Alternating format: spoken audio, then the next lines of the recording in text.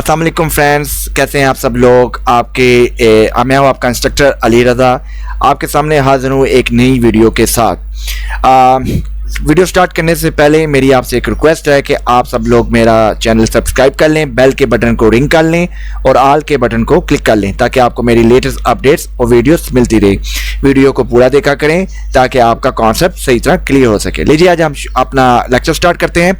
आज हमने पढ़ना है HTML टेबल बॉर्डर्स। कल हमने देखा था कि एक टेबल को कैसे बनाया जाता है, उसके अंदर रो कैसे बनाई जाती है, उसके अंदर विड्थ कैसे बनाई जाती है, TD कैसे बनाए जाते हैं। आज हमने देखना है कि टेबल को बॉर्डर कैसे लगाया जाता है। टेबल बॉर्डर का फ़ायदा क्या है। अभी देखिए, कल मैंने आपको एक टेबल दिखाया था जी। एक मिनट, इसको मैंने टेबल लगा दिया था, मैं इसको रिमूव करता हूँ। रिमूव करने के बाद फिर आपको समझ आएगा जी। इसको मैं रिफ्रेश करता हूँ जी। कल हमने एक टेबल बनाया था। उस टेबल के अंदर हमने देखे कि 5 टेबल हेडर्स रखे थे, name, email, phone, city, country का, और नीचे उनका डाटा डिस्प्ले कराया था। लेकिन ये देखें, ये हमें किसी तरह से इसका कोई सही पता नहीं लग रहा कि इसकी रो कौन सी है, इसका टेबल कौन सा है, इसकी TD कौन सी है। तो आज हमने देखना है कि अगर हम क्या तरीका बनाया जाए कि इसके साथ हमें ये पूरा एक टेबल की शक्ल नजर आ जाए, एक शेप नजर आ जाए। तो उसके लिए हम क्या करेंगे, उसके लिए हम प्रॉपर्टी यूज करेंगे टेबल बॉर्डर। वो कैसे करेंगे आज हम आपको वो करके दिखाते हैं। हम एक नया टेबल यहाँ पे बना लेते हैं। उसके लिए हम एक करेंगे, टेबल का टैग ले लेंगे, ठीक है। टेबल का टैग बंद कर लेंगे। उसके बाद और टेबल का टैग लेने के बाद टेबल के टैग के अंदर ही हम इसका एक प्रॉपर्टी लेंगे बॉर्डर की, ठीक है। ये बॉर्डर लगाएंगे और इसका हम बॉर्डर में देता हूँ 1। अब मैं Ctrl+S करता हूँ और यहाँ पे जाता हूँ ब्राउज़र पे। अब ब्राउज़र पे देखिएगा, अभी हमारे सामने कुछ भी नहीं आया क्योंकि हमने इसके अंदर ना तो कोई रो बनाई है, ना ही कोई हमने टेबल बनाया है, सेल बनाया है। लीजिए हम एक रो क्रिएट करते हैं, TR, ठीक है। रो को क्लोज कर लेते हैं। आप Ctrl+S करते हैं। अब हम जाके अपनी देखते हैं जी। तो अभी तक तो फिलहाल हमारे पास कोई आउटपुट नहीं आ रही। हम थोड़ा इसके अंदर और टेबल ऐड करते हैं, ठीक है। अब हम TR के अंदर हम इसके 5 टेबल हेडर ले लेते हैं जैसे पिछली दफा हमने लिए थे। इसमें हम ले लेते हैं नेम। इसी को मैं कॉपी पेस्ट करा लेता हूं ताकि हमारा टाइम बचे। Ctrl+V और एक और Ctrl+V। इसका हम लेंगे फोन और इसका हम लेंगे ईमेल। इसमें हम ले लेंगे कंट्री या सिटी ले लेंगे और चौथे पे हम ले लेंगे कंट्री, ठीक है।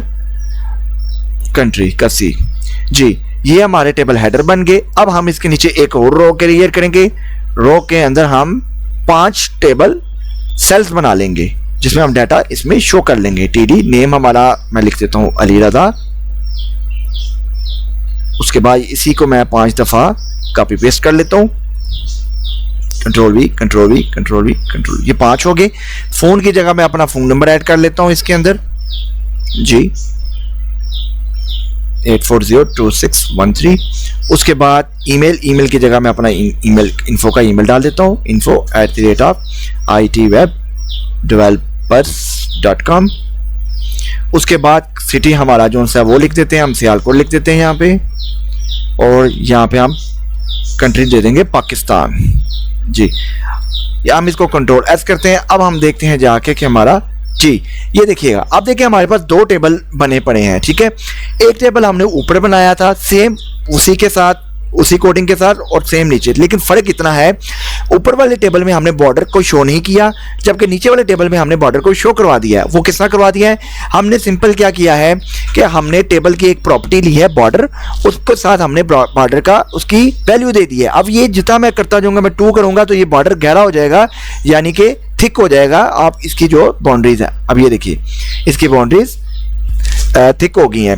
तो इस तरह से आप अपने कोई भी टेबल है उसको बॉर्डर लगा के उसको टेबल और रो और सेल्स का शक्ल दे सकते। अब देखिए, अब हमें बिल्कुल वाज़ेह हो गया, ये रोज जा रही है हमारी और ये भी रो है और ये उसके अंदर क्या है, सेल्स हैं जी।